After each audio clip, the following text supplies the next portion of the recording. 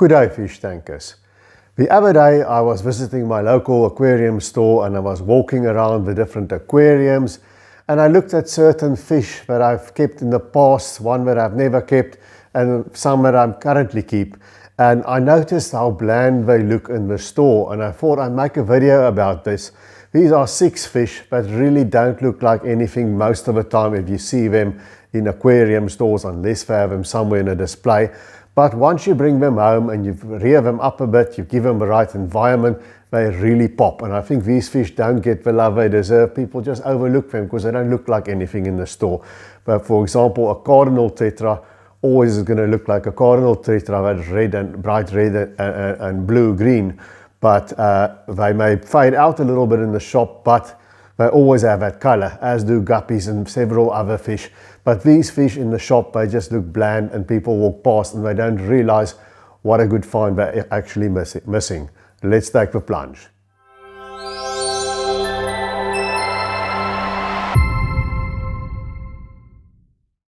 Now the first one on my list is the cherry barb.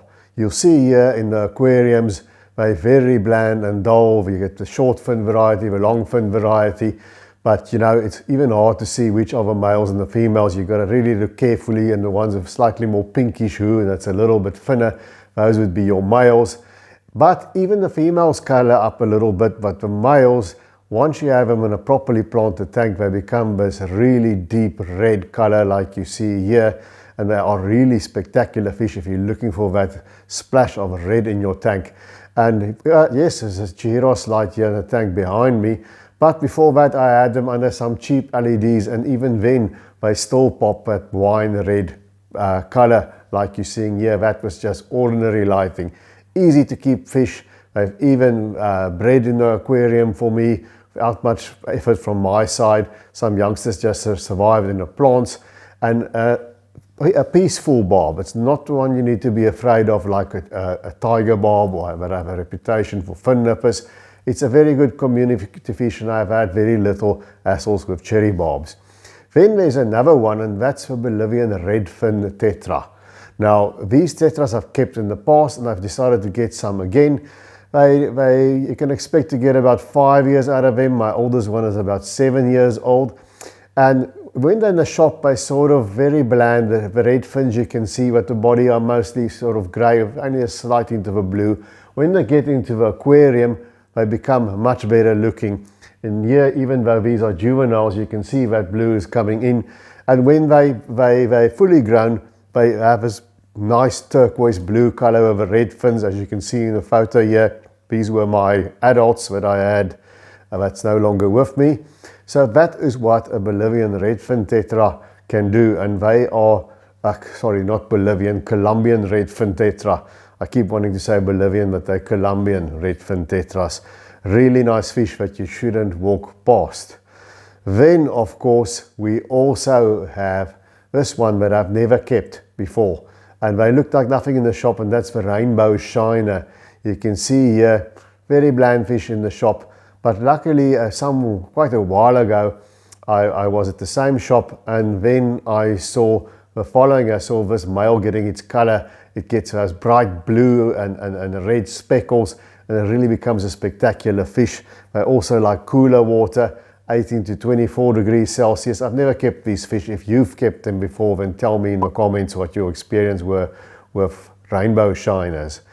So then another fish that falls into this category of drab in the shops, but really pops later on, is the Busmani rainbow. Now you can see they're very bland when they're small.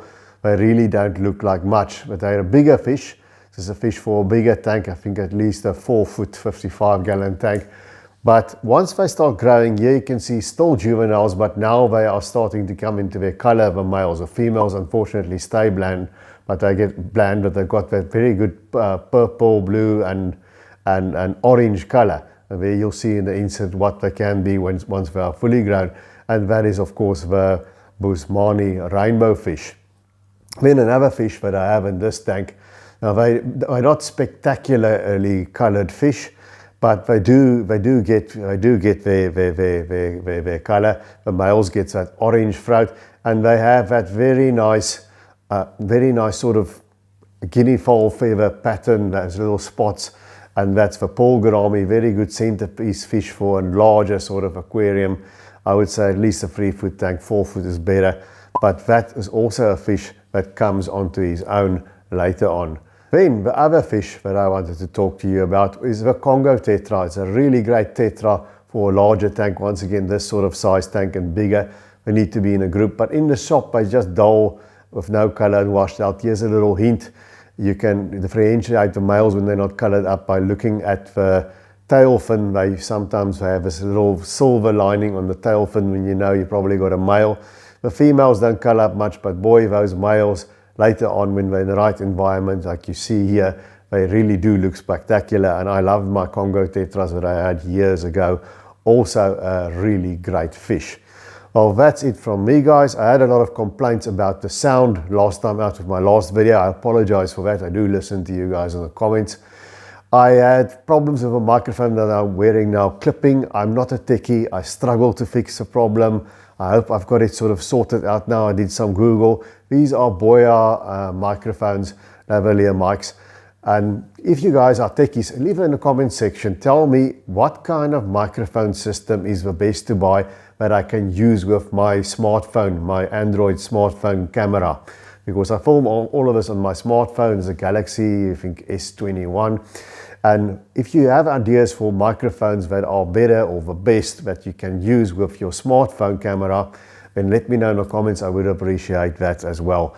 You know, then we can teach each other things.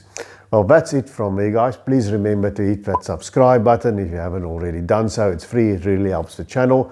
And until we see each other again, keep taking good care of those domestic denizens of the deep.